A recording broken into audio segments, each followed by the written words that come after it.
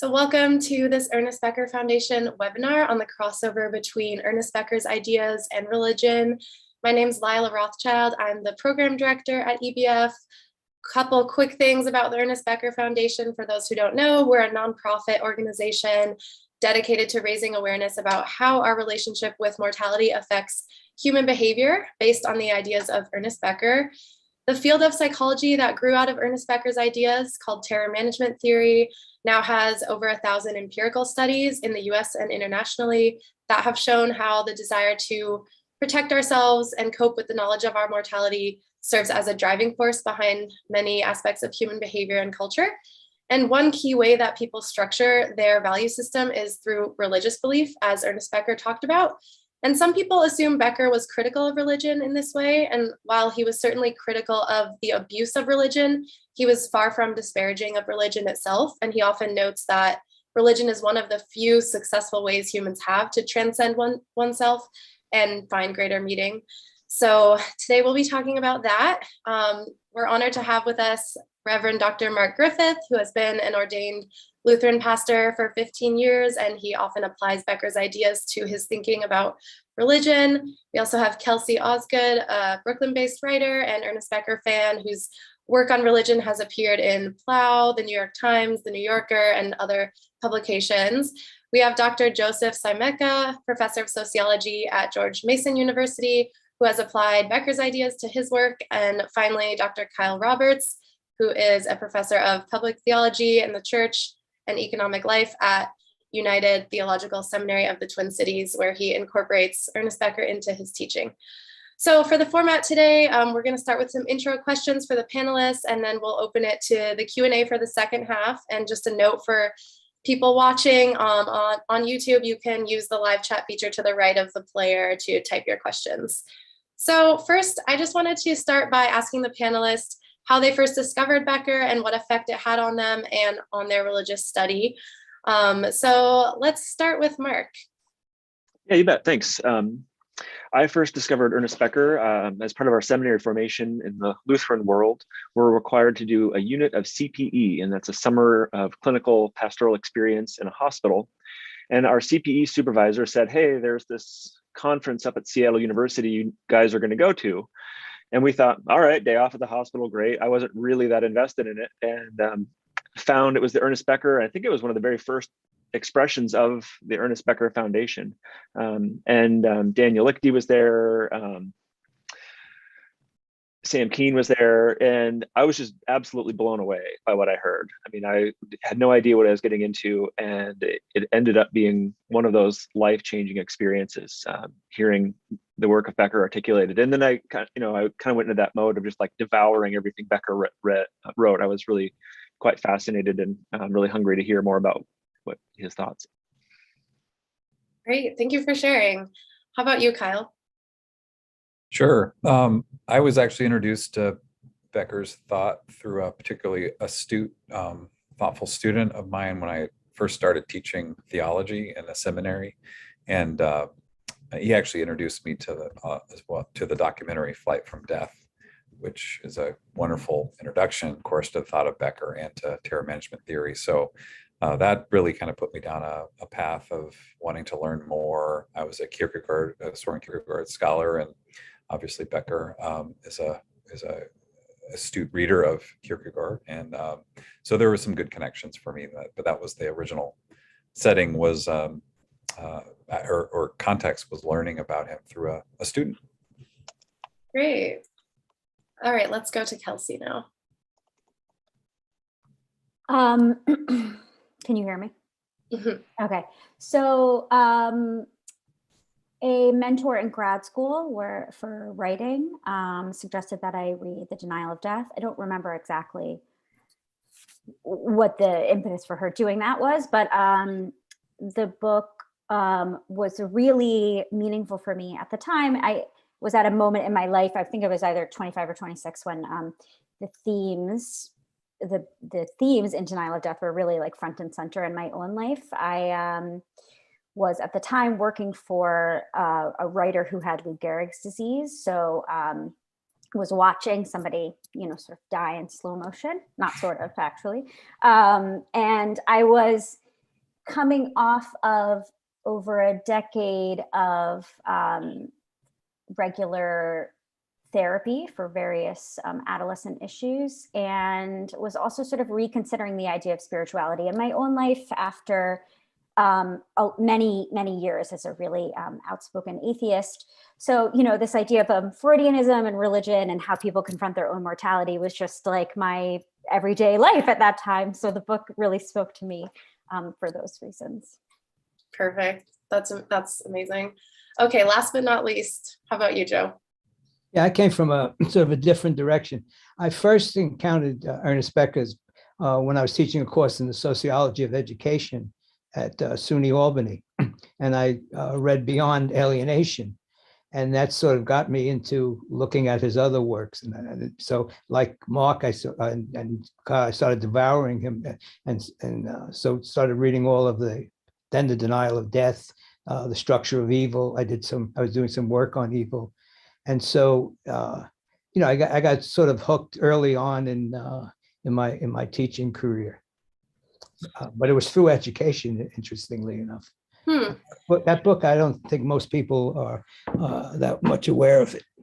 No, I think that's definitely one of the lesser knowns, aside from the the trilogy that everyone kind of goes for at first: Birth and Death of Meaning, Denial of Death, Escape from Evil. But he does have several others, so. We have a full list on our website for anyone who would like to check out Ernest Becker's lesser known works. So I want to know, what was your initial reaction in terms of, in a religious sense, to reading Becker? I think a lot of people might think Becker is more anti-religion. When reading certain parts of his writings, it might seem like he's implying that it's sort of just human fantasy, things like that, or just a coping strategy, and that you might have to be an atheist to kind of agree with what he's saying. But I'd like to know your thoughts on that. And did you feel affirmed by what he was saying, or did you feel insulted at first, and sort of how you incorporated the two together? Does anyone want to start? Otherwise I can popcorn people. For me, what resonated was, I think Becker's critical of religion in the way that I'm critical of religion. Of its misuse, of its abuse, of some of the toxic or polarizing or maladaptive expressions of religion. I think Becker's critical of, that I'm critical of. And so I just felt affirmed in that same kind of critique. And, as a Lutheran, kind of have this hermeneutic of suspicion anyway. And Becker, I think, just affirmed that kind of questioning of motivations and questioning of actions and impulses. It becomes Becker's work was initially for me a nice reflective tool in my own practice. Absolutely, that's a great way to put it. And what about you, as a former atheist, Kelsey? I'm trying to remember whether I'm not sure I felt affirmed or at the time. This is more than 10 years ago, when I first read Denial of Death. It's sort of hard for me to really understand how people could walk away from that book and think that he's critical of religion. Actually, to me, a majority of the book is saying, let's look at Freudianism and religion side by side. And it's just blatantly obvious that Freudianism he considers to be a pale imitation of religion. So I think, I'm not going to quote him off the cuff, but I'm not that good. But there are many instances where he says, nothing's ever going to speak to man's terror. Oh no, I can quote him off the cuff. He basically says, there will never be anything wholly secular about man's terror, right? And to me, I feel, as a person who spent many years as not religious, I was basically raised not religious and then became religious as an adult in my late 20s. Religion speaks to that fear of, not fear of death necessarily, but fear of my own smallness, or awareness of my own smallness, in a way that no secular ideology does, and an awareness of my brokenness, really. And so I feel actually quite affirmed when I reread Denial of Death earlier this year. I think I spent many years thinking, if you feel small and broken and existentially confused, there's something wrong with you. 21st century America says, or 20th century America, you have to fix it. You have to change it. And I mean, I think reading Denial of Death and thinking like, no, that's just sort of man's natural state, made me feel better, I guess, about my own. Yeah. That's great. Yeah, I completely agree that it's sort of, I found Denial of Death more affirming than anxiety provoking, but as someone who was already very existentially oriented and thought about these things all the time, it wasn't necessarily like new anxiety. So it was like, oh, I'm not crazy, that kind of thing. So takes away the anxiety of feeling that you have to fix it. Right. And religion, there are religious systems whereby, that also tells you that you can or have to fix it in some ways, but there's also like more places to go, I think, at least within my tradition of just sort of acknowledging, our insignificance in a way. Yeah. Yeah, definitely. What about you, Joe? Yeah, I like Kelly. I was actually surprised that what people did look at Becker as being anti-religious. I remember I went back to an interview he did, I guess in 1974 when he was dying, and I wrote it down so I could. And Sam Keen asked the question, or said, "Your personal philosophy of life seems to be a stoic form of heroism." And Becker replied, "Yes, though I would add the qualification that I believe in God." And I remember reading that and I said, how could, that, of course. And again, I was really influenced also by the Birth and Death of Meaning. And there he talks about 4 levels of meaning. And the highest level, the 4th level, is transcendence. So as I said, I was kind of surprised that was still a question. But anyway. Yeah. I think that not everyone, people kind of might come at Becker sometimes through just denial of death, or even, which again isn't really anti-religious, but also through terror management theory research, which is much more just focused on responses and things and human behavior. So maybe looking at it that way, people get the impression that, oh, so we're just examining this in a very clinical way, and it's like you have to be detached in a way to appreciate it. Do you want to add anything, Kyle? Oh, sure. I was just struck initially by the profundity of the poignancy of the basic concepts, but also feeling like, I think in a way that Kelsey expressed, for me as a Protestant theologian, these ideas were not inconsistent with what, you read in many of the great voices in Protestant theology regarding our humanity's plight, the situation in which we find ourselves, the role, the prominence of death in life, and the struggle, the existential struggles that are kind of part of that.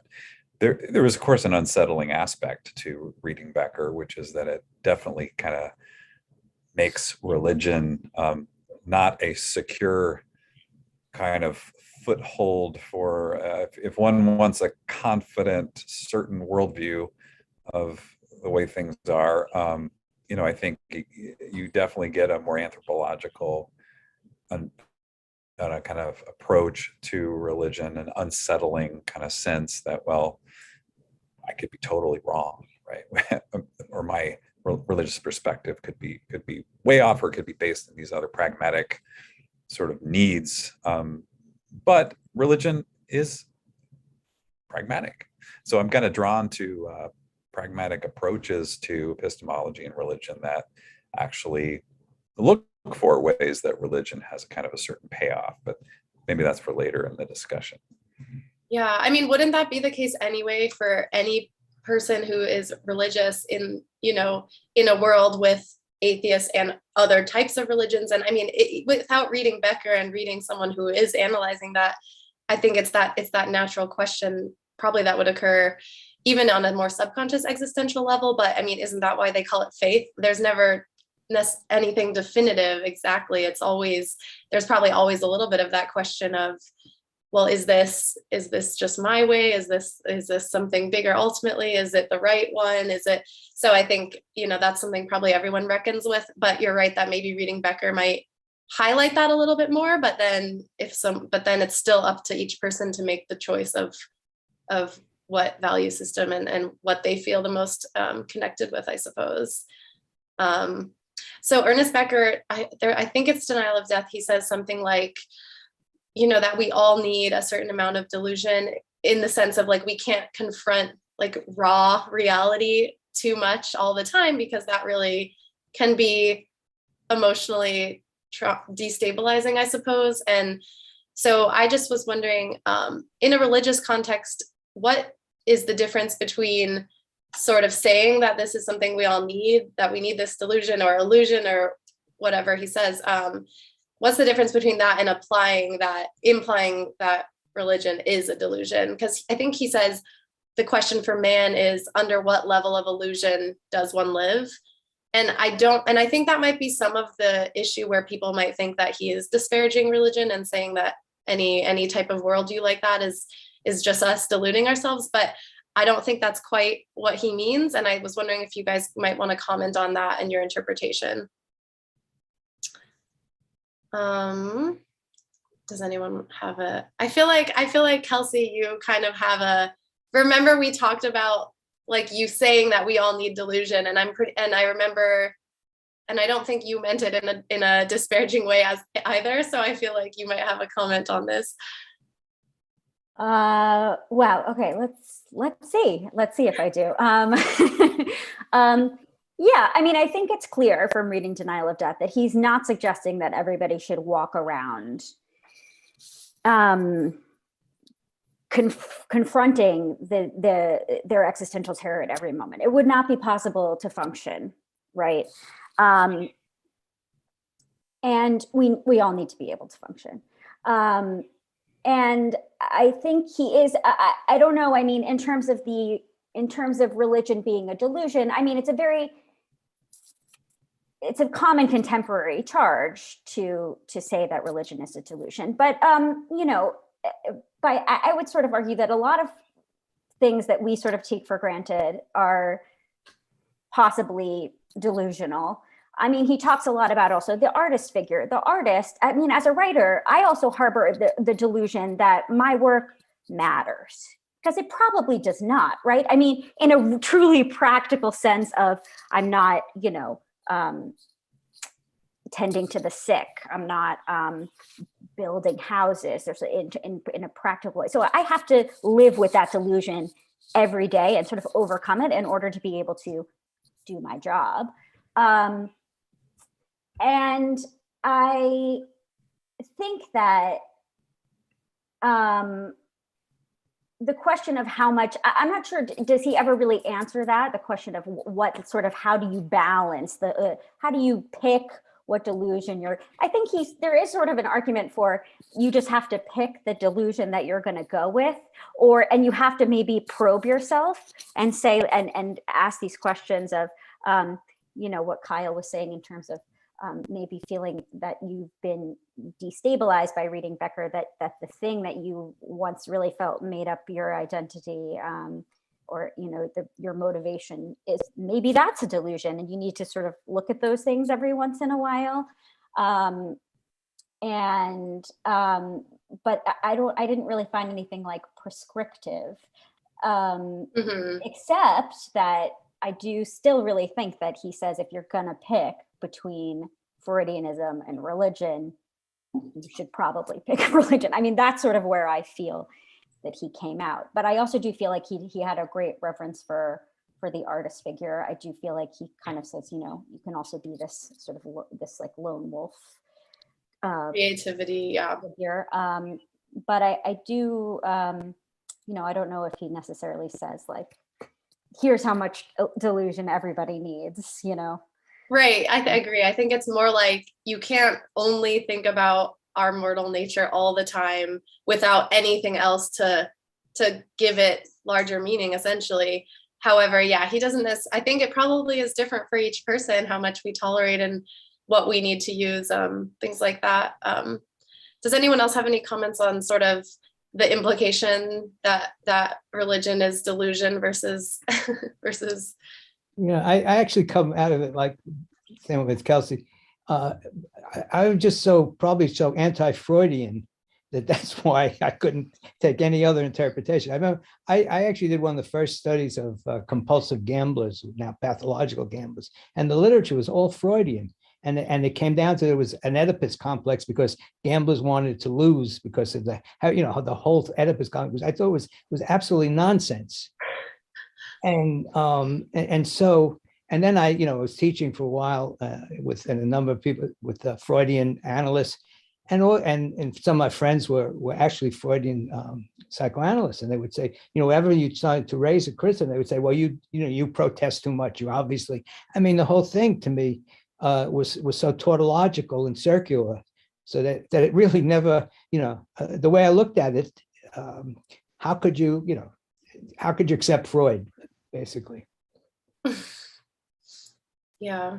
And for me, about to the piece about delusion, I think Becker talks about all of culture being a fiction that's designed to assuage our death anxiety, and in some way, whether it's a secular, and I don't know if those are really very helpful terms, a secular or sacred culture, in some way, those provide that fiction that helps us assuage our death anxiety. And I think there's maybe a healthy, appropriate way to integrate that kind of understanding of the story I'm able to tell myself and live into. And there's unhealthy ways to do that. And I think the church is always struggling, at least my denomination, I like to think, is always struggling with what are appropriate fictions and what are maladaptive fictions.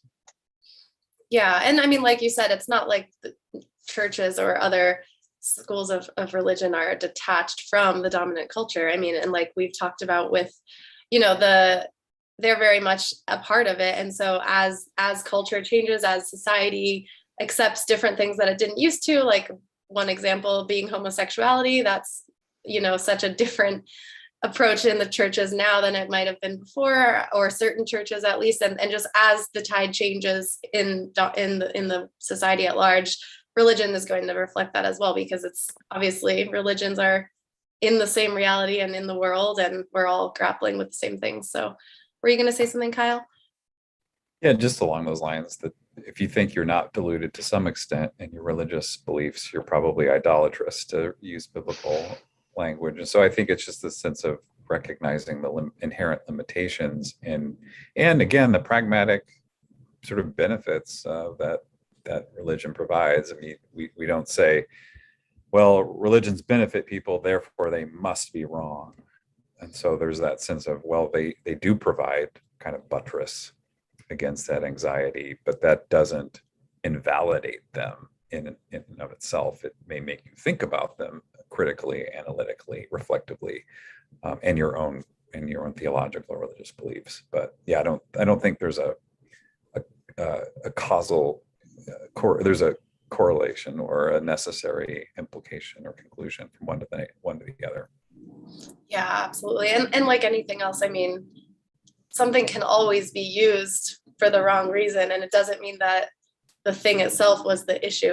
It could have been how someone, like the person who chose to do that, it doesn't inherently, it's sort of more of a neutral object, I think. And then how people choose to use it and incorporate it.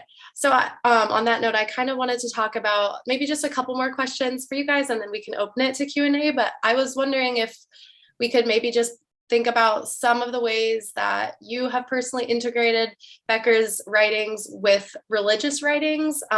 If there is anything that comes to mind. I know, Mark, when we talked in your interview, you talked about sort of really using it as a lens throughout the way you view the Bible and things like that. And you gave one example of an interpretation of Adam and Eve. And I kind of, for those who might not have read that interview, maybe you could start with that as a quick example. And then if others have ones that come to mind. Yeah, I always wrestle with is there a Beckerian hermeneutic that I apply to the text, or does that just support my hermeneutic of suspicion? I don't know. I really do see now. Becker's one of those things, like once it gets in your brain, you see it everywhere, right? And so I can't read the scripture and study the text without thinking about how the Beckerian themes apply or terror management applies. I hear Sheldon Solomon ringing in my ear sometimes when I'm reading sacred text, which is kind of fun. You would love that. Yeah. So just the example that I shared about our interview, the story of Adam and Eve, kind of taking it from a terror management or Beckerian perspective is kind of fun. So you start in Genesis 2, when God creates the first human out of the dust of the earth, breathes into the breath of life, then warns that human not to eat of the fruit of the tree of the knowledge of good and evil. And then a woman is crafted in the story of Genesis 2 out of the rib of the man, and these two are planted in the garden to till and keep it. And then you get the serpent, who is this interesting character who comes along and says, so God told you not to eat the fruit of that tree. And the woman answers, yeah, we're not supposed to eat it or even touch it because we'll die. And the serpent comes back and says, no, you won't die. You'll become like God and your eyes will be opened. And I hear in that God's, there's a way to read that's not the entry of death into the human condition, but that's the entry of the awareness of death into the human condition.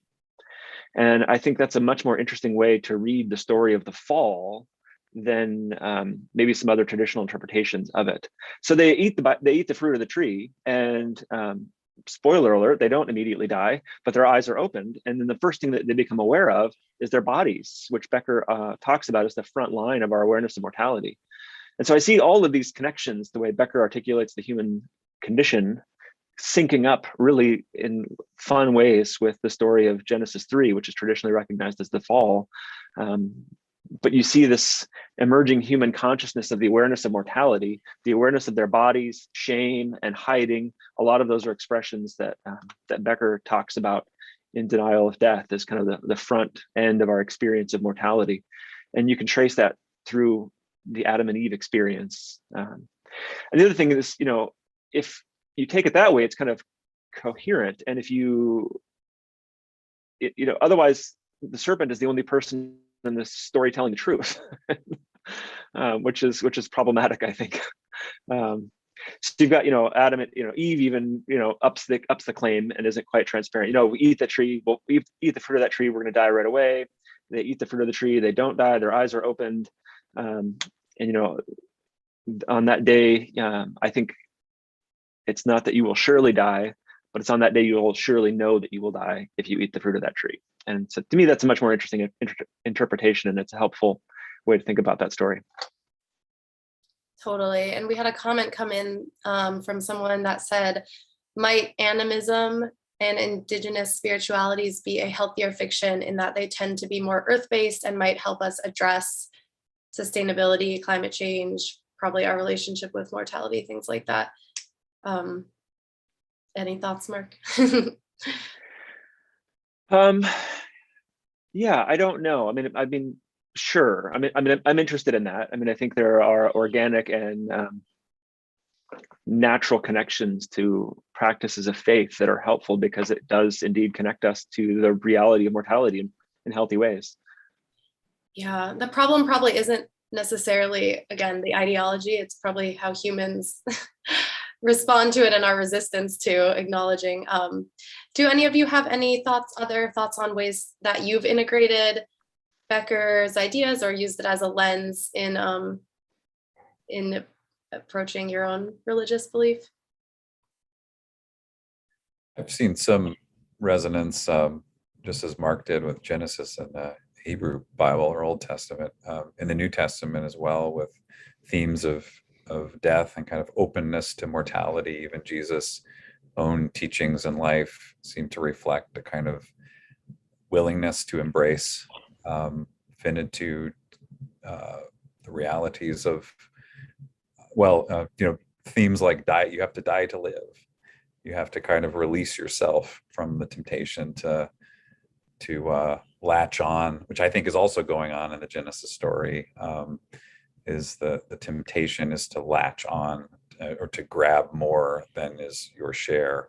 And so I think Jesus is also doing kind of teaching those sorts of things in the Gospels.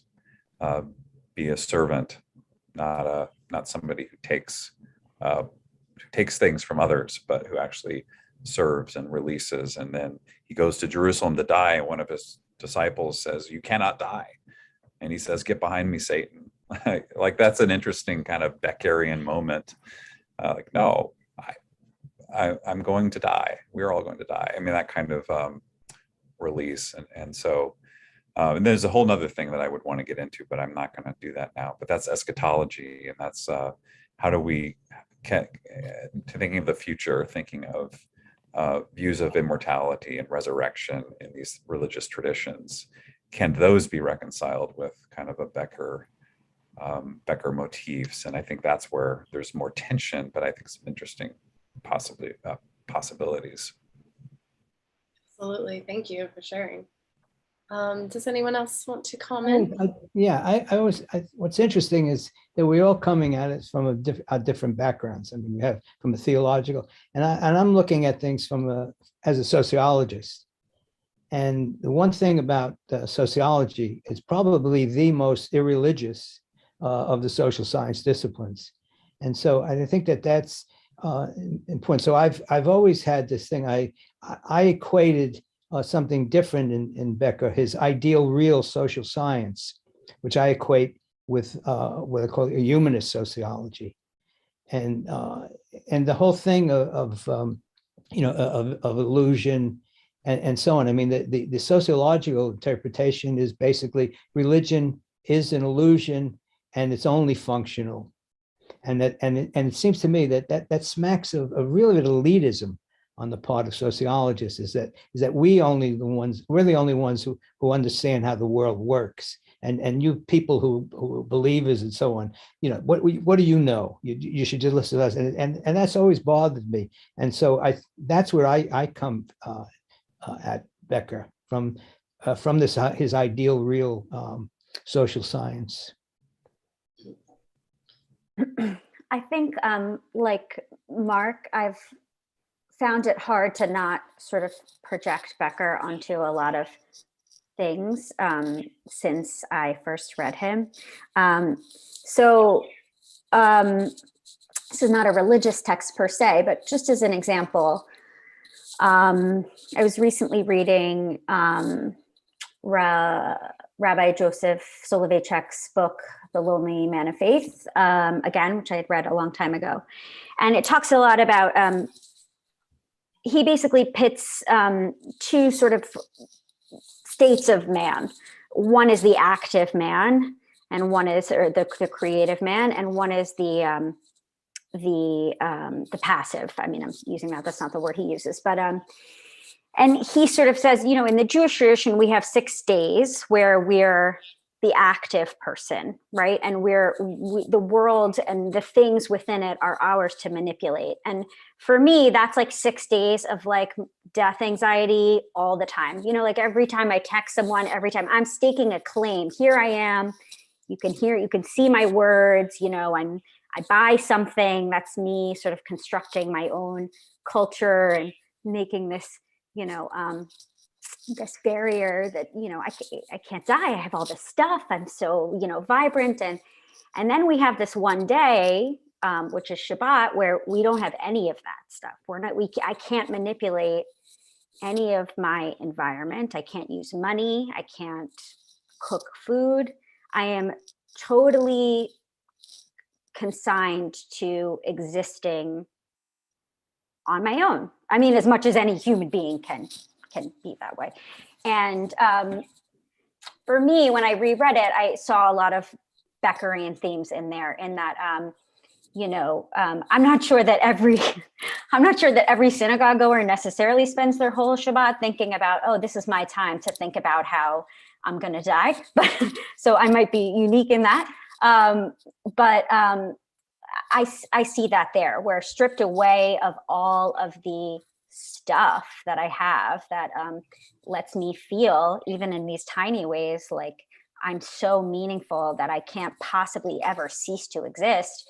Then I have this time that's really set apart and designed to really reflect on my own vulnerability, if that makes any sense, which it might not.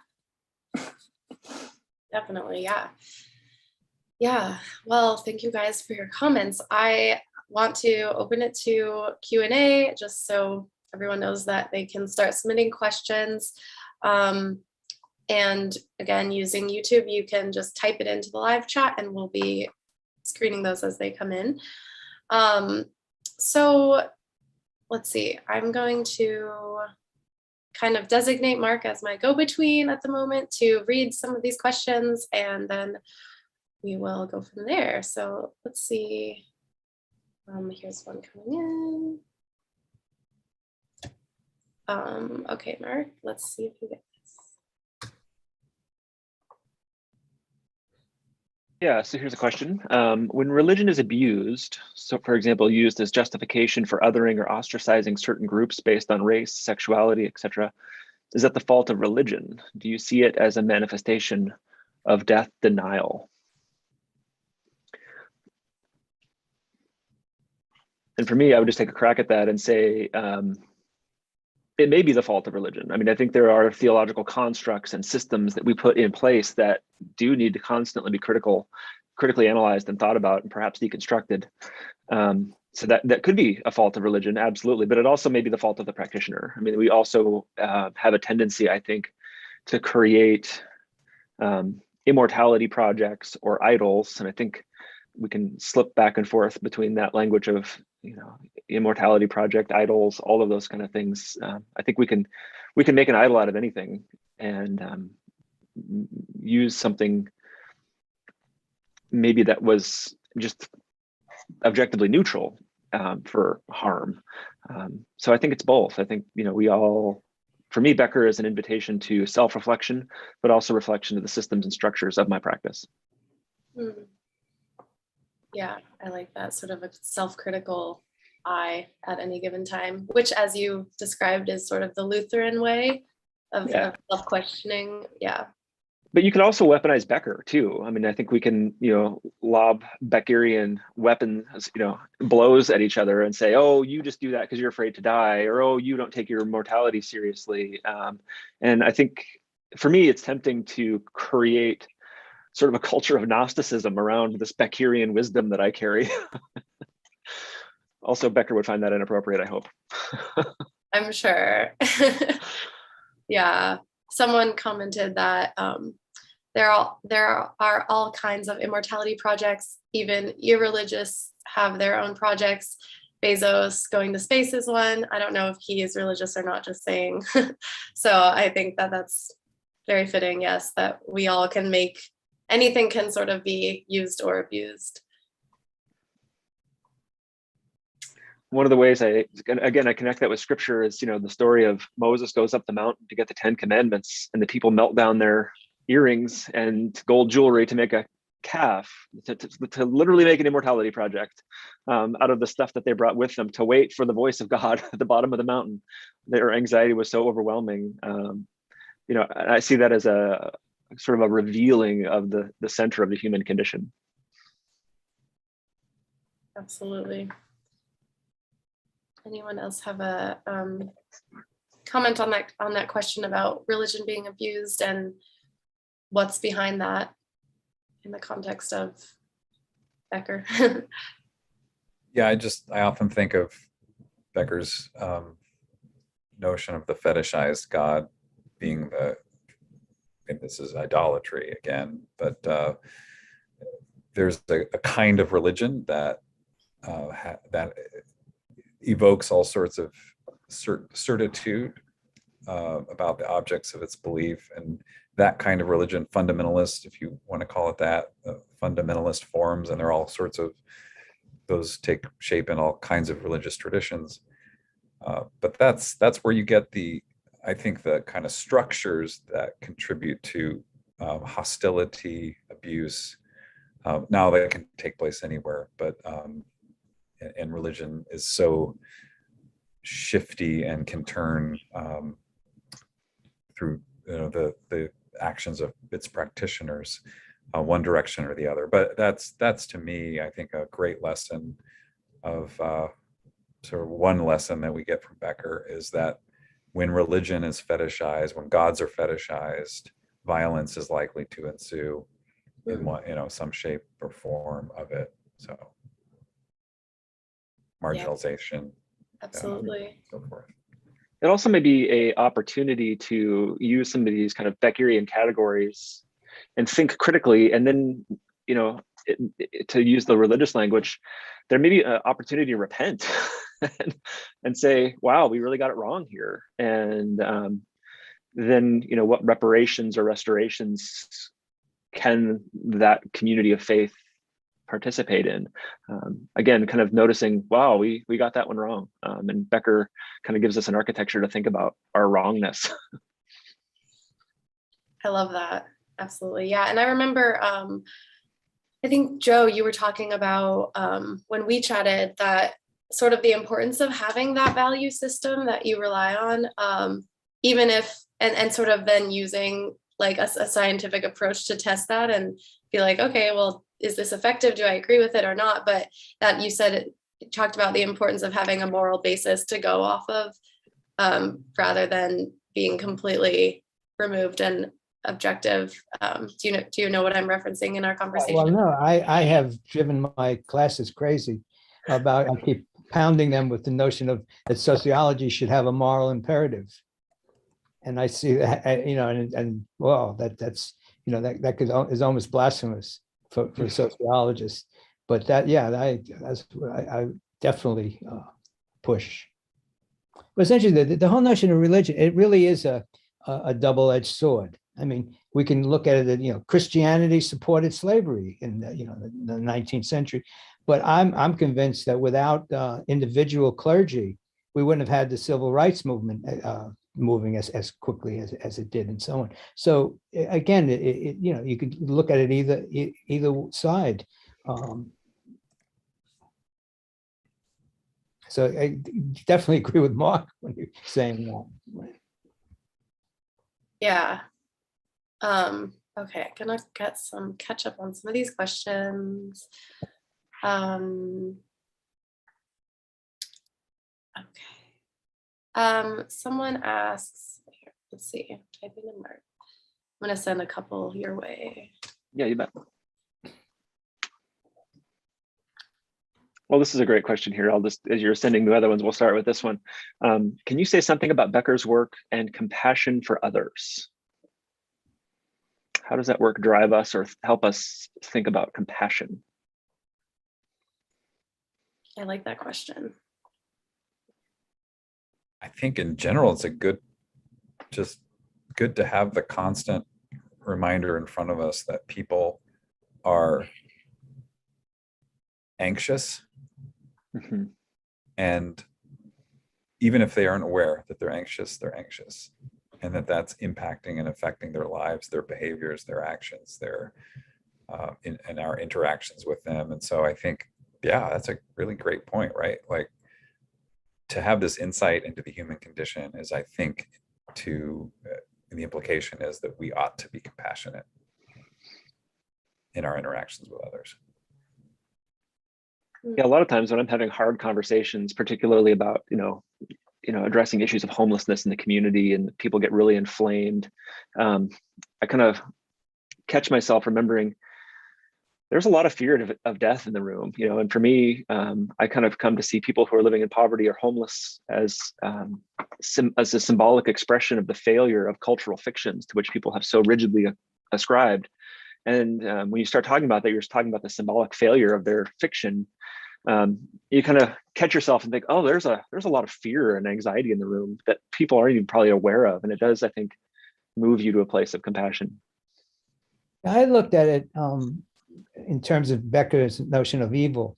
I remember doing some work on evil, and I found that people who were compassionate and really in terms of and sympathetic were less likely to be considered evil. And so again, I didn't really put it together with strictly, but it seems to me that there is a connection there in what he's talking about.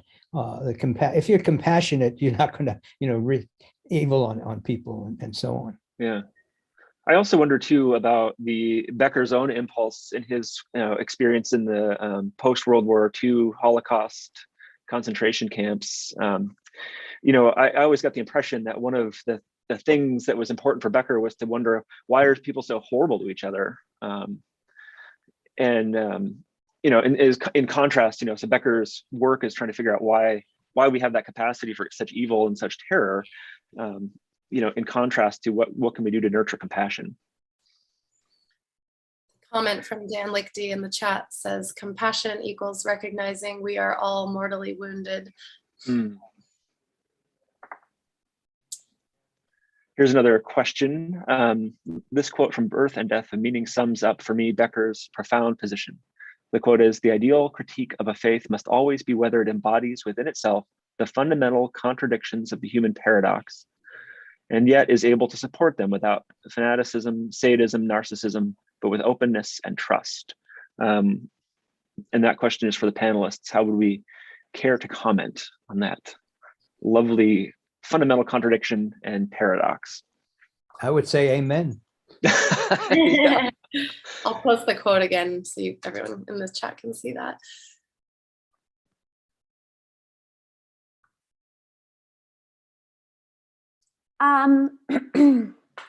So I think this is a lovely quote and I do agree with it, but I also think that, you know, there's a part of me that sort of bristles a little bit at the end with openness and trust. If, you know, that, I think that is sometimes easier done when you hold a particular position in society. As a religious Jew, it is very difficult for me sometimes to have that level of trust with other people. At the end of 2019, into the beginning of 2020, which I guess in a weird way, COVID sort of put a stop to this, but we experienced, thank God, not my family directly, but we experienced a lot of violence towards, you know, in our lives. We can't worship without security guards, without barriers in front of our synagogues.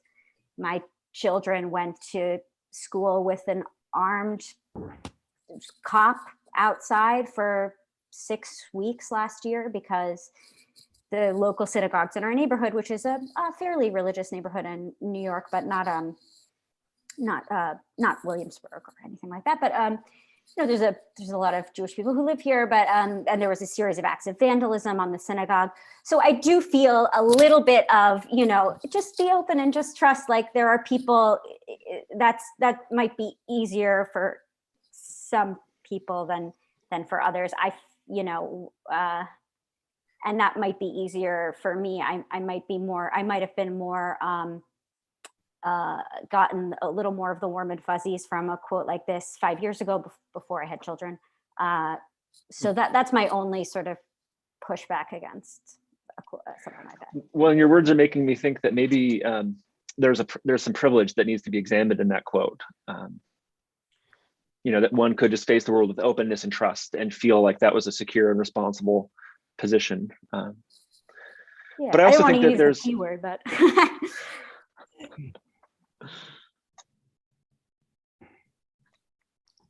but can you hold a openness and a particularity at the same time? And I think that's important, that we can particularly claim, I can particularly claim to be a Christian in a Lutheran tradition and yet be open. And maybe even that's its own paradox, in that I can claim very precisely a very particular identity and yet be very open, maybe even because I'm so particular and know who I am clearly, I can be in more clear relationships with people who disagree with me or have a differing perspective.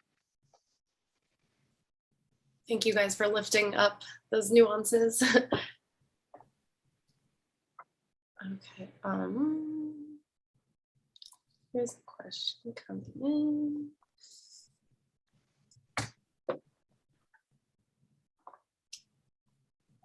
Okay, sent you one, Mark.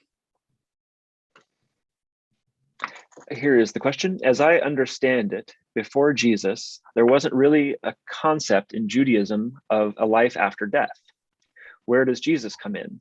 Is the story of Jesus the ultimate balm against death? I think that is a fantastic question. I think that's really interesting to wrestle with. My understanding of the Hebrew scripture is that it doesn't have a robust concept of the afterlife. And then Jesus comes in, and I think sometimes we're tempted to read that story as this kind of promise of immortality, but I think the cross shatters that illusion. And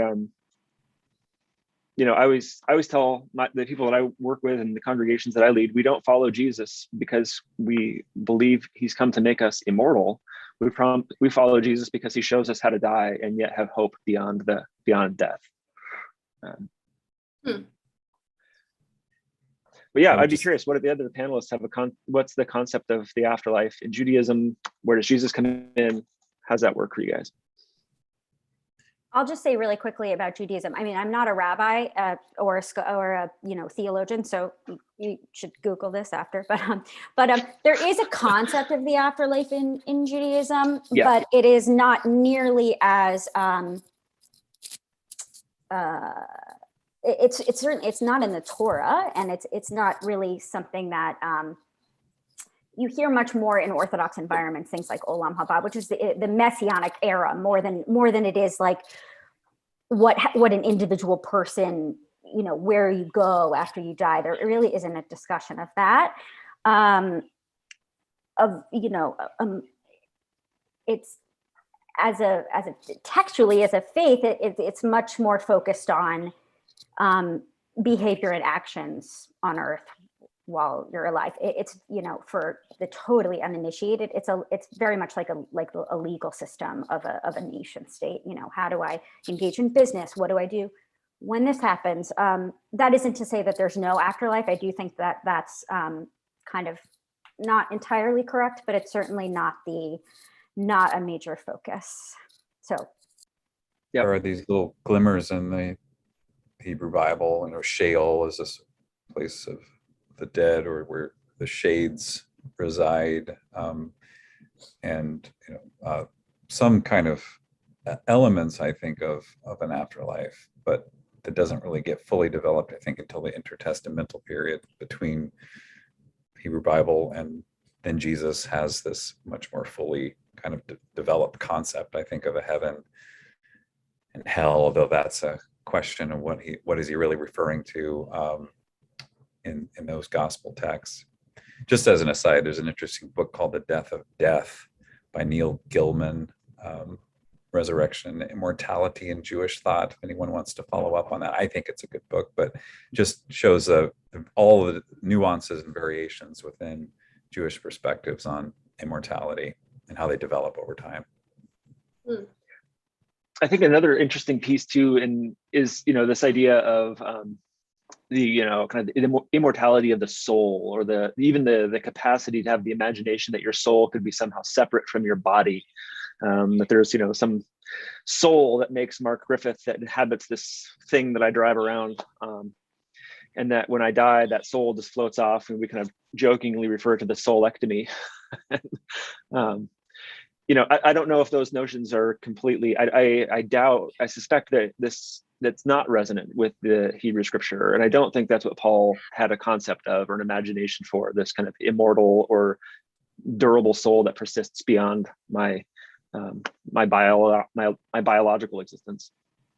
I don't know. I mean, I'm obviously not a theologian, but I disagree. I think, and one of the things I've been looking for is what are the commonalities in Christianity? And we talk a lot about, the problems with Christianity. And some of these small sects and fundamentalists, I don't even consider to be Christian. But it comes down to, what is it that we have in common as Christians? And I go along with a sociologist, Peter Berger, said it all really comes down to the resurrection and what Paul had said. And if you accept that, I think it does talk about immortality. But that's, again, and that's, as I said, I'm not a theologian, and I was just looking for commonalities among Christianity. Sure. Can you reduce it to something? And I think that's where we begin. But this is just one person's view of this. But also, I actually am I'm a Lutheran, although I married into the Lutheran Church. My father-in-law was a Lutheran minister, and I married a minister's daughter, PK.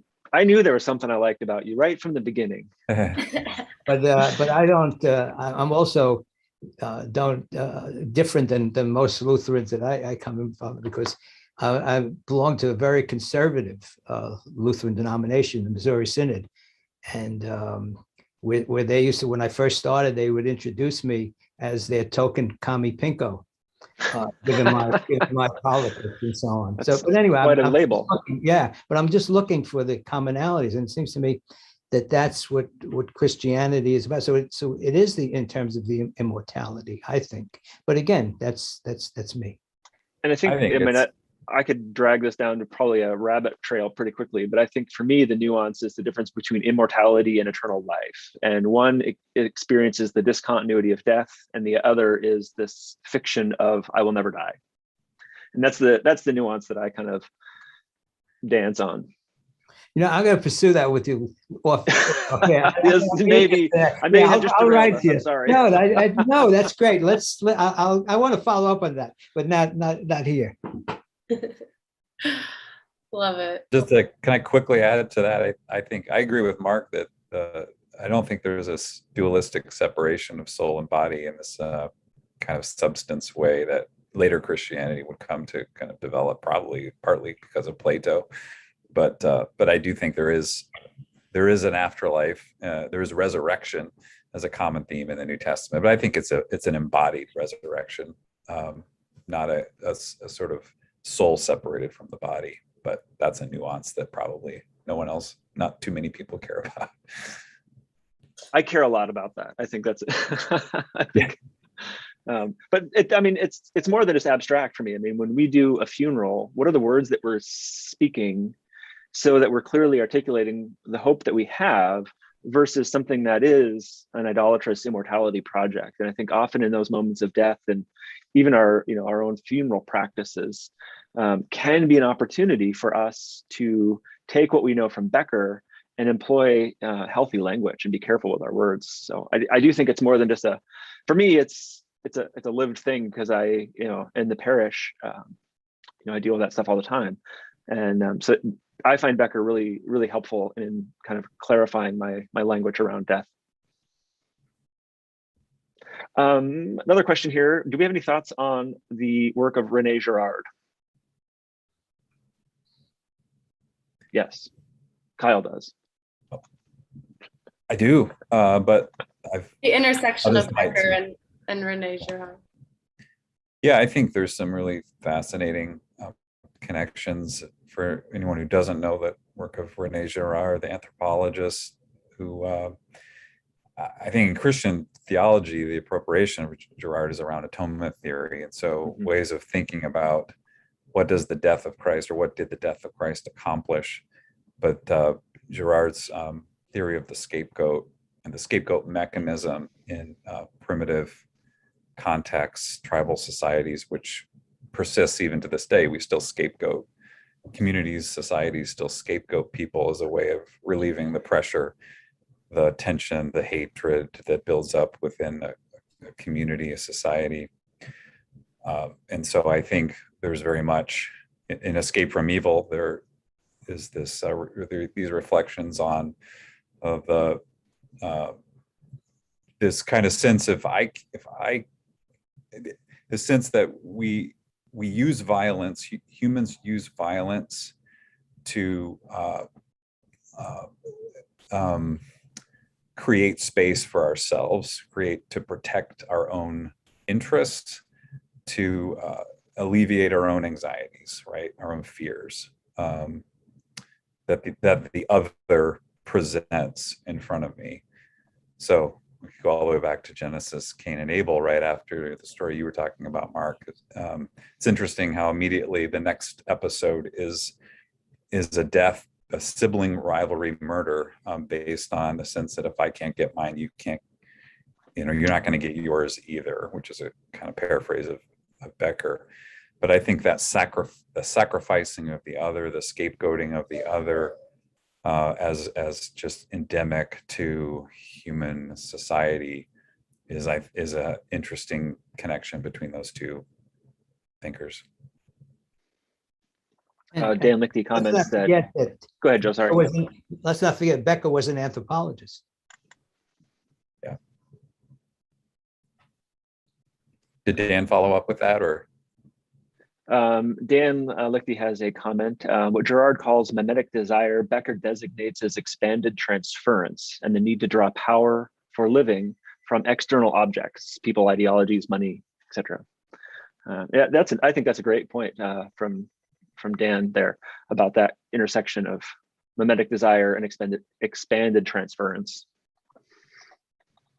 Thank you, Dan. That's very helpful. That's great. So there's another question. Someone said, I certainly appreciate religion and religious beliefs, but isn't believing in a Christian God, i.e. an old white bearded man, isn't that something profound that cannot be grasped? In other words, doesn't identifying with a specific religious tradition miss the entire point of religious belief?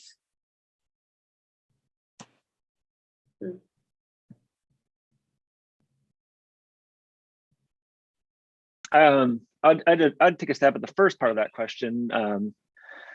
Believing in the image of an old white bearded man, I'm going to add sitting in the clouds on some sort of chair, throne kind of thing situation. I don't know. That's problematic, and I think when we anthropomorphize God, we've done a disservice. There was a French theologian, I'm going to forget his name now that I'm saying it out loud, who said, we believe that God created humans, and as soon as we were able, we returned the favor.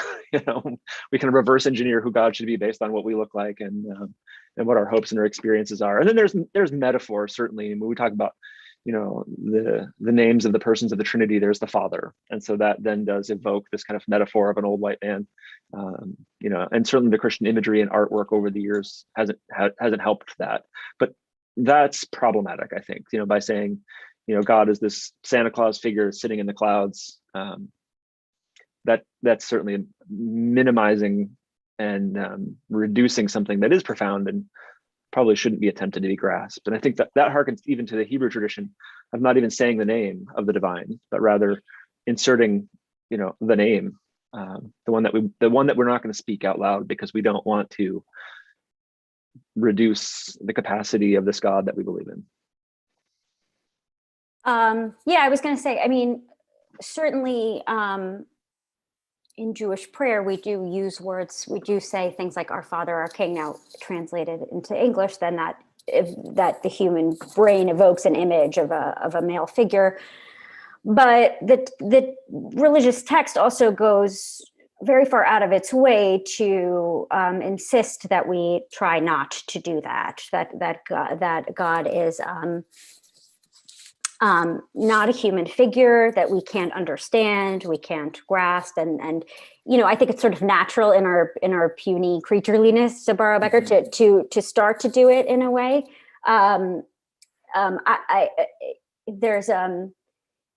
This is way over my head, but there's a mystical Kabbalistic idea of God as being essentially nothingness, the which is really sort of mind blowing. I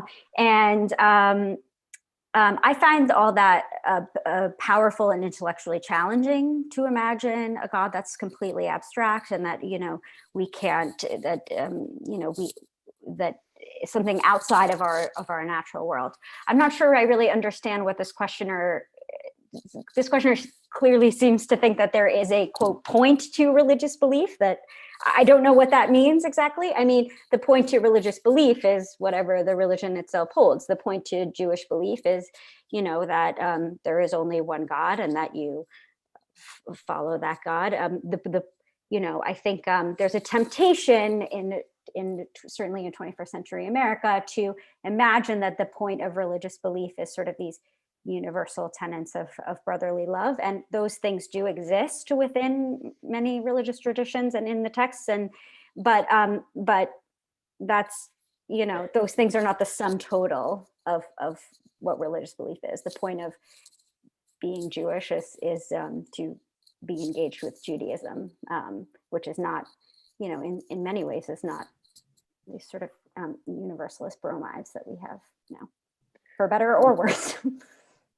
Your comments kind of made me think about too the language that Paul Tillich uses, when he provocatively said, I think he was on the cover of Time magazine, God does not exist. And he was being provocative in that, that God can't exist as a thing within creation, but is in fact the source and ground of all creation, not existing within that circle that we would draw around the creation. And I kind of like that language. I don't know, how does that resonate for you? I resonate a lot with Paul Tillich. I was going to answer the second part of the question, that seemed to assume that one can't be a Christian sort of and be a responsible, or be a Christian without detriment to that it's inherently flawed. I think that one can be a Christian. As a Christian theologian, I'm biased, but in a way that is responsible, and sort of these elements that we've been discussing really all the last hour. And I think you could incorporate Tillich, to use Mark's suggestion. You could incorporate Luther's theology of the cross, Kierkegaard's existential, feminist Christologies. I mean, there are all sorts of ways to, I think, recover a responsible Christianity that actually is probably more consistent with its original sourcing than original context than it would sort of its later developments throughout the centuries. Yeah, I think the point being kind of like, is it missing the point to be like, if you're, I guess in your guys' vocabulary, like idolatrously identifying with one religion to the point of like, well, this is the best and everyone else is awful and there's no way, my way or the highway kind of view. Maybe that's not the point of religion in its true form. So we have another question. Yeah, another question here. Does the knowledge that an idea like a belief or a religion is actually ineffective and less potent as a way to assuage death anxiety? Or can we reconcile both? I think it does not necessarily, because I'm just going to circle back to the idea that I don't think that Becker is telling us to not have an immortality project. If people try to live, I mean, now I'm saying the words immortality project mean like, it evokes the idea of, let's say, Jeff Bezos going into space, or, like somebody doing this really sort of, sorry to play my cards here, but ridiculous thing that's like, now the books are going to remember my name. But I don't think he's saying that a human being should attempt to do like for the artist, that an artist should attempt to do no great work because, God forbid, it's an immortality project, or the theologian should attempt to write no great books, or he in that amazing interview that Joseph mentioned with Sam Keen, he talks even about what in the book is called the culturally normal man and the denial of death, like that the average American man should not try, or woman should not try to make an honest day's work. Even that can be a sort of its own form of heroism. If you do nothing, you will not survive. So I think this idea, that we should never create an idol out of something. We should never attempt to, engage in our own personal forms of heroism is not, even if that is his point, which I don't think it is, then that would be a bad point. It does not make sense. And I think that ultimately, and it comes right down to it, that Becker was a social phenomenologist, and that he felt that human beings need meaning in their lives, and it really came down to what provides the meaning. For Keen said, well, are you a stoic heroist? yeah, but I believe in God. But it comes down to really what provides meaning for people. And I think that's his whole notion of the hero and so on is comes down to just that we as human beings need meaning in our life, purpose. And that's the way I read Becker. I'm kind of grappling with this question in terms of like the placebo effect. I mean, if you know you're taking the placebo, does it still work? And I don't know if that's a fair liftoff or a way to understand this question. You know, if my religion's an immortality project, does it render it like, you know, knowing that you're taking the sugar pills instead of the actual medicine? I don't think it's a fair question because we can never really answer it. I mean, to be able to say it's fair or not, you have to have a way of answering. I don't see how we could actually answer that. But and then I draw too on Ricoeur's kind of notions of the second naivete. You know, we have this kind of Sunday school naive ideology that we create as children, and then that gets deconstructed, or at least, you know, from my own journey, that's deconstructed and reconstructed, and over, you know, through my faith and theology have been through various iterations of deconstruction, some more dramatic than others. But then you do arrive at this kind of second naivete of like then embracing the stories and knowing what they're doing. And I think there's awareness that accompanies that second naivete that's important. And that's the awareness I think that Becker is calling us to. It's not necessarily you don't have an immortality project, but are you aware of it and aware of the impact of that effort or the endeavor in the world? And I think, you know, like the flight from death ends with Sam Keen trapezing, right? The key point there, Mark, I think, is that in the second naivete, you are far less dangerous than you are in the first naivete. And the same point I think holds here, that if you're aware of these elements of delusion and immortality project, so you kind of have that in your consciousness, then I think you're less dangerous as a wielder of religion.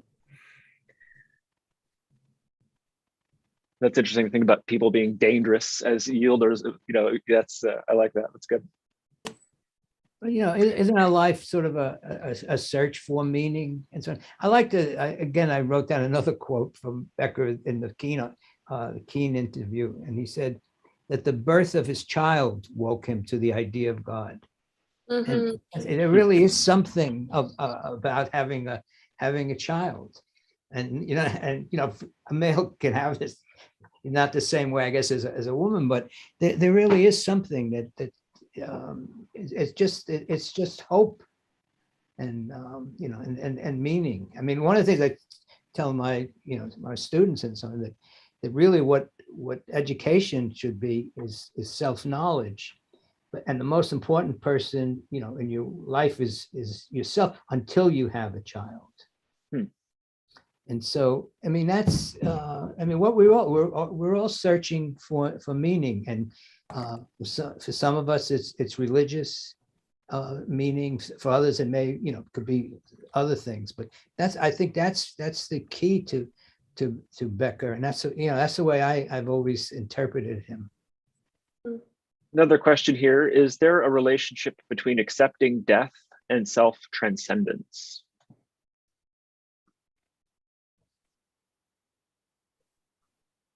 Yes. No, I'm just kidding. Next question. Let's keep her moving here. No, I mean, I think so. I haven't. I would think so. I would think, you know, not to cite this Keen article so much, and not to say that the way that Becker behaved in this Keen article, or the way that he spoke, was necessarily reflective of the way that he was towards the end of his life entirely. But there is a sort of, I found it to be a very moving experience reading that. Actually, he seems very at peace and very, you know, cogent and thoughtful about what he was going through. not to like tell a personal story, but from my own experience, when I mentioned at the beginning of the call that when I first read Denial of Death, I was working for a man who had ALS and was dying in a way that, you know, it wasn't a theoretical thing, an existential terror. It was a real terror. He was really going through that. And he was sort of like, I mean, it was hard not to see it as really like a case study in a person so fiercely attached to his own existence that you put people around him really through hell, because he hadn't done any of the work on himself. And, you know, I don't think that, I think, you know, most of us are mere mortals, no pun intended. So I having like the perfect death even, I think, is maybe somewhat of an illusion. And, you know, this idea that it can be painless, emotionally or physically for anybody. But I feel in a way, I've sort of seen up close what it looks like when someone has not attempted to kind of get away from that attachment to themselves before being faced with their end, and it's not pretty. I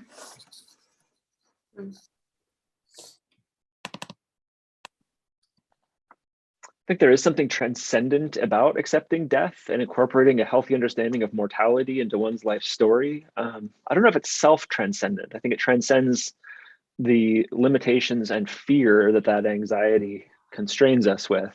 That's, I think, the transcendent piece for me anyway.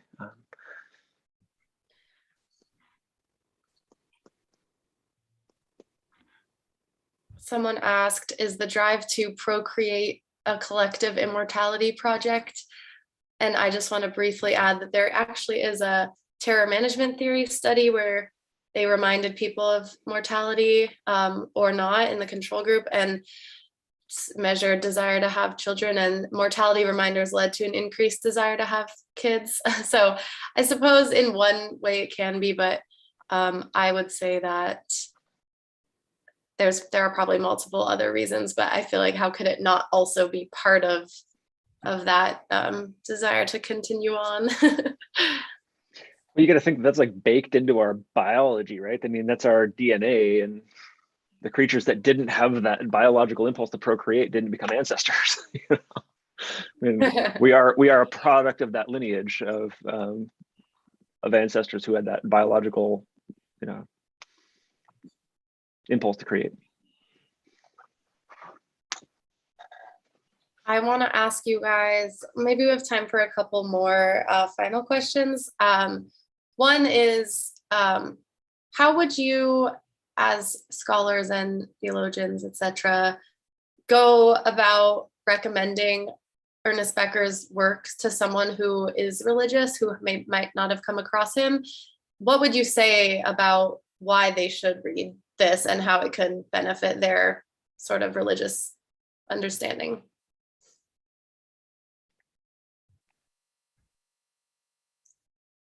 And as an alternative, you can also answer, I'm curious what benefit you would say this work has had in your own life and can have for believers in general. So either one.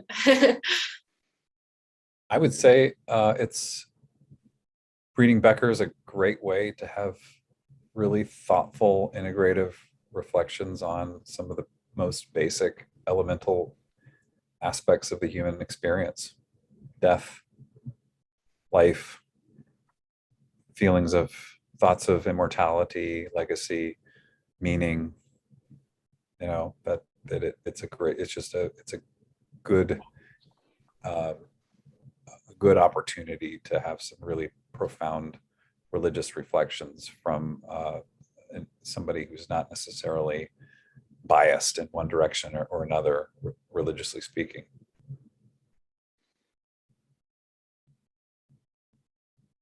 I think it just provides such lovely architecture to think about the human condition. You know, we hear that human condition articulated narratively through the scripture, but then to have this kind of sociological architecture to think about the human condition, you know, and that essential paradox of we have this infinite capacity for imagination for the future, and yet we know we're going to die.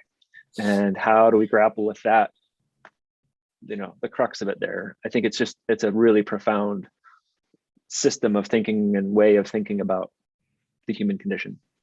Yeah, I really don't know how you would, what you would do to get someone who, religious to incorporate Becker, but I just from a personal aspect, Becker's work has really influenced me quite recently. And interesting, just from my own experience, I wrote an article on Becker, and I think it was published in 1978 called cultural, what was it, cultural hero system of religious beliefs. And about 4 or 5 years ago, I got an email, and I guess it was from Neil, saying that they were having a panel discussion on Becker at Berkeley. And was I interested in coming because they had read my article, which I hadn't thought about, in over 30 years. And I said, sure. I got a chance to go to Berkeley and see that. And on the panel, it was very interesting. It sort of changed me. Someone from the audience asked, and this was in a school of theology, and someone asked, do you believe in a personal God? Asked the panel. And I was like the fourth of 5 people to answer.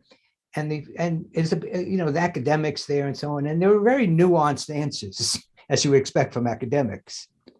And I just said, yes.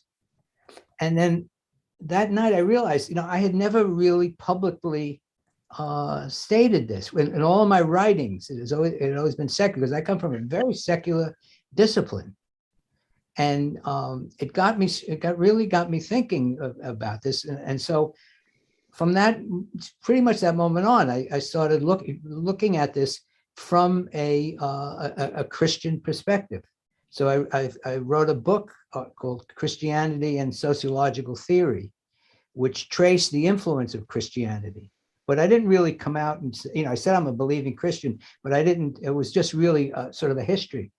But now, this came out 2 years ago. Now I'm working on something called the not outrageous idea of a Christian sociology, where I begin the thing by saying I am a Christian sociologist, and then go on from there. And this actually, it really literally changed an article I wrote 30 years ago on Becker changed me, and to now I'm sort of like, I don't want to use the cliche coming out of the closet, but in a way, that's really what happened. And so, it's quite interesting how you go through these periods of your life and so on. And but that's, they say that's life. I would start answering this question with sort of an odd statement, which is that in my experience, not all religious people are religious. That sounds weird, but religion is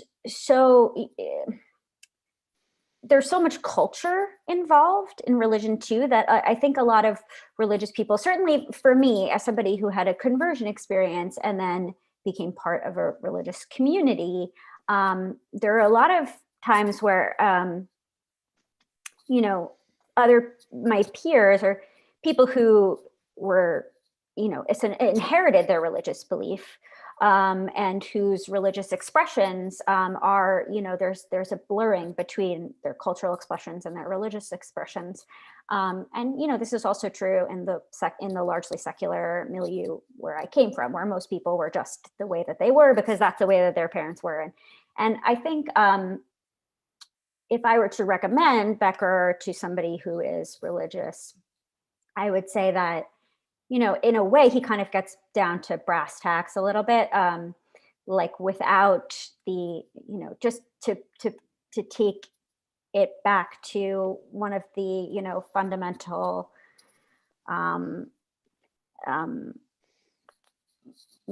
forces behind religion, which is this: how do we grapple with the human terror? And just because somebody happens to be a religious person or lives a religious life doesn't necessarily mean that they've done that. And doesn't necessarily mean that they, like a secular peer of theirs, couldn't benefit from going back and re-examining that core issue without sometimes the bells and whistles of religious life. If that makes sense.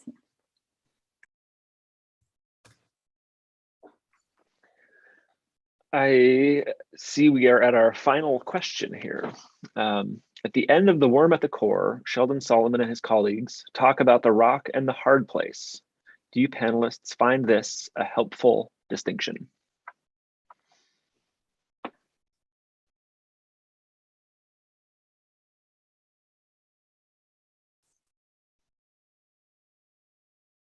And I don't know if all of you have read that, but I'm pretty sure that refers to, I guess, just sort of like the catch-22 of the human experience. Looking to see if I have a copy. Kelsey has one. Kelsey grabbed it. I do remember the concept. I thought she was just fleeing the question. Sorry, go ahead, Okay. Isla. Oh no, yeah, that was my memory of it. But whoever asked that question, feel free to specify. It's been a really long time since I read this book. I'm trying to see if there's the specific mention of the rock and the hard place. Is it in the? I'll look really quick.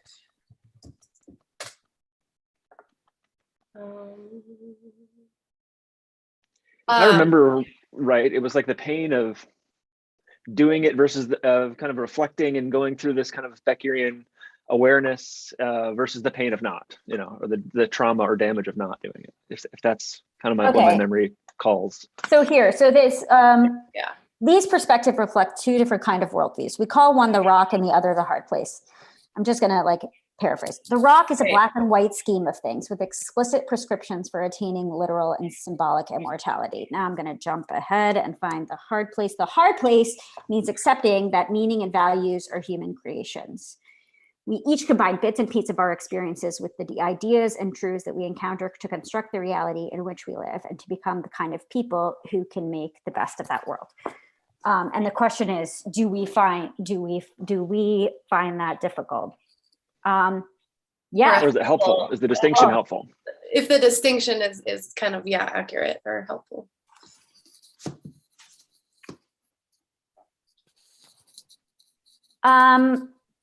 Yes, I think that there's a balance to be struck between the two of them. I mean, I think the temptation is to say the hard place is the place to be because that's where there's nuance and that's where there's the openness and trust. And yet I personally feel a little bit that sometimes that can actually also be it might be easier in that space to engage in some self-indulgent thinking, to,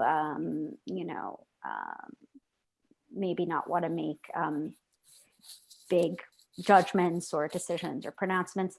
So personally, I feel actually that both have their place and that figuring out, how to marry those two things is, life's great project, I guess. I mean, yeah. Yeah, I don't know. I mean, I think I'm too much of an optimist to agree with that. I like to call myself a naive optimist because I don't really have that much proof. But I don't know. I mean, I would say no because I'm an optimist, but for what it's worth. So the questioner did clarify, we got a little more, the rock is the fundamentalist belief and the hard place is what we're talking about. And I think we've kind of sussed out that metaphor of the rock and the hard place is. Sometimes I like to think of it as it's not quite the right analogy, but ignorance is bliss versus doing the work and getting the anxiety, but then maybe the outcome is somehow higher, better. Yeah. I think for me, it's hard to call. I mean, yeah, I get it. I get why that distinction is maybe important, but I also wonder if we could just challenge maybe the binary of that there is a rock and there's a hard place. Maybe in the metaphor, we lose some of the nuance of just I think we lose the optimism. and that you're one or the other, but you're maybe I don't We're on a know. continuum. I don't think you, yeah, I don't know. So wait, Joe, you think there's like a third option? I think there's, I mean, I look at a rock in a hard place. I mean, it's, I mean, just the whole metaphor is just, and, I don't think you have to be, find yourself within that. So if that's the third place, okay. But no, I don't think it characterizes, I guess we're talking about life. Yeah. But so, as I said, maybe I'm just a naive optimist. But I mean, I love that. What a positive note to end on. Does anyone have anything else to add before we close? I would just say, just a final point to that, if the rock, or the hard place rather, commits one to a thoroughgoing religious pluralism, I'm not sure that that's a necessary consequence of Becker. I think there's a spectrum from a kind of fundamentalist exclusivism down to a thoroughgoing committed religious pluralism where no one is making any kind of passionate religious commitments about any particular beliefs per se. And so that's where I would maybe that's kind of the teasing out of, maybe it's not necessarily just one or the other, but there's some kind of possible mix. That's great. Thank you, guys. Couple final things from the chat to just really highlight really quickly. Someone asked, we didn't get to this, the crossover between Ernest Becker and like Buddhist thinking. And then someone else in the chat highlighted David Loy is a good reference for someone who incorporates Ernest Becker and Buddhism. And then also wanted to give a plug for Dan Lichty, EBF's former vice president. He just published a book called, or it's coming out in January, called Facing Up to Mortality, Interfaith, Interreligious Explorations. And it definitely has a lot of Becker in there as well. So first, other than that, thank you to all the panelists for your time and insights today and for allowing us to learn from you. And thanks for everyone who attended the webinar and for your interesting questions in the chat. A recording of this will be available at some point soon on our website and our YouTube channel. If anyone has any questions that we didn't get to or wanted to follow up with any of us, please shoot an email to info@ernestbecker.org, and I can always pass along to panelists if they're willing to answer a few. And then, if you enjoyed this webinar, please support us by signing up for news and events and making a donation, which can all be done at our website, ernestbecker.org, and stay tuned for future events and webinars. Does anyone have anything else to add? Okay, thanks again, everyone. Bye. thank you. Thank you. Thank you.